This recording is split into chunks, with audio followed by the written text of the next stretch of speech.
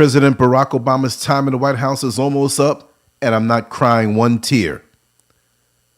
This man had the opportunity to be one of the greatest presidents of all times, and in my opinion, he blew his chance at bat.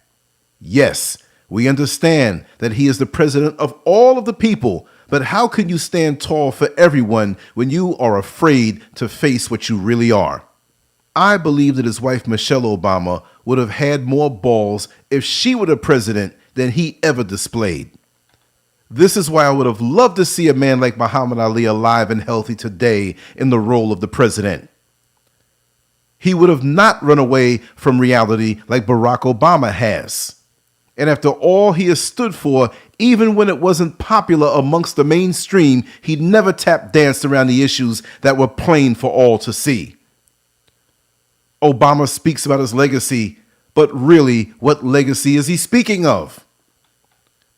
Let's look at the definition of the word legacy first. 1, a gift by will, especially of money or other personal property, bequest. 2, something transmitted by or received from an ancestor or predecessor or from the past. As from an ancestor or predecessor, the legacy of ancient Rome. Something handed down from one generation to the next. A retiring company president might leave a legacy of honesty and integrity. Is this man so timid in the presence of the oppressor in the stage of the world that he can't stand up to be proud of who he is? The fact is that he had a white mother and a black father and had nothing to be ashamed of because he didn't create himself or the circumstances of his upbringing. But to try to tiptoe around so-called mainstream America's sickness of racism by being terrified to state who you are proudly doesn't win you a legacy to be proud of. It only ascertains that you've created a track record of punking out when the going got tough. Does your so-called legacy represent people who look like me? Does it empower people who look like me? Is there any signature moment in your so-called legacy that I can draw strength from to embolden me as I deal with the same sickness of racism in my daily blue-collar walk? The answer?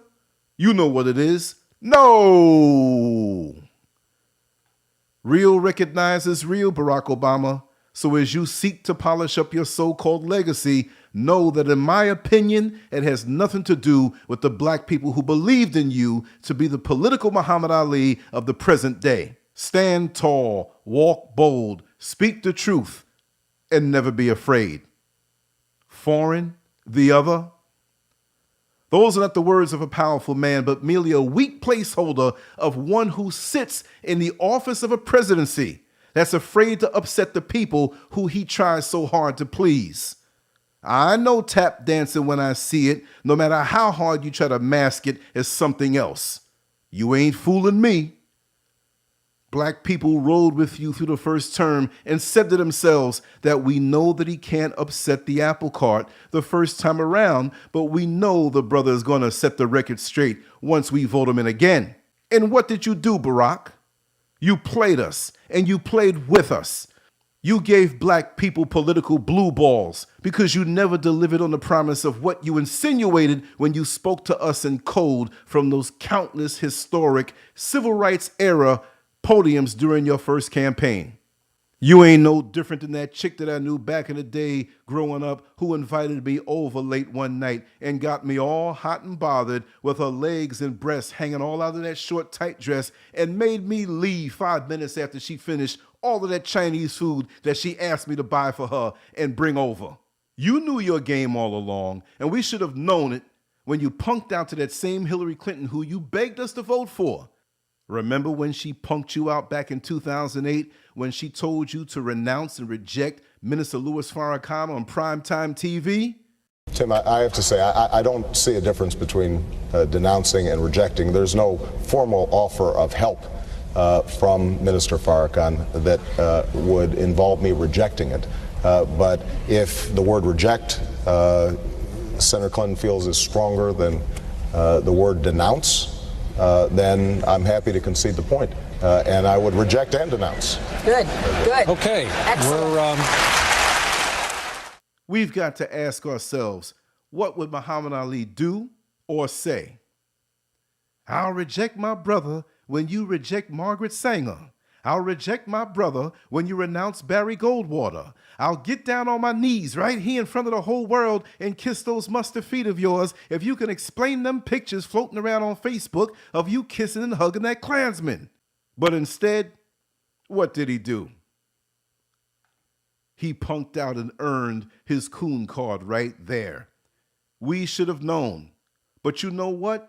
If he came clean and turned his back on black people from the beginning, the very beginning, we would have understood what he was all about and handled him accordingly. Barack Obama is like that black person on the job who is terrified to even talk to you once they find out that you say things that make white folks uncomfortable.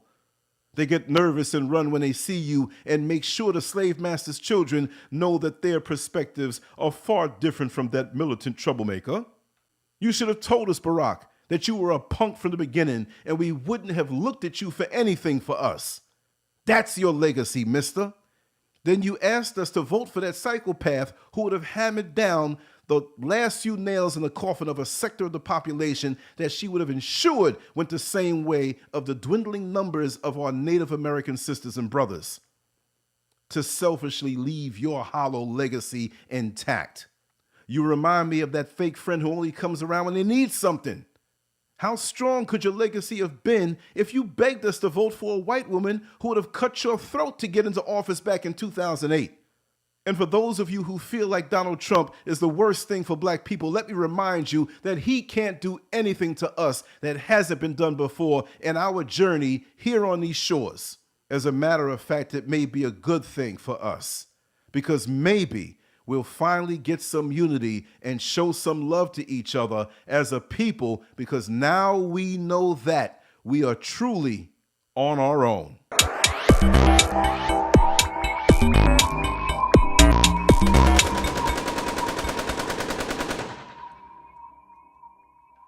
Make sure to check out the boldest blog at Lancescurv.com and follow SCURV on Twitter, Facebook, and YouTube under Lancescurv.